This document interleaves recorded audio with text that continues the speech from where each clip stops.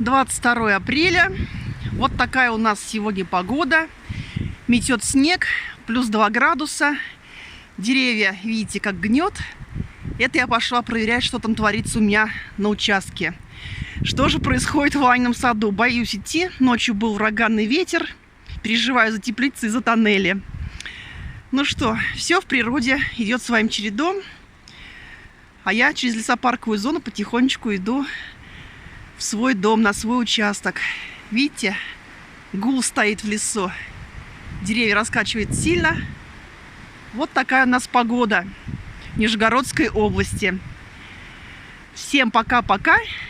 Немного погодя покажу, что происходит на нашем участке.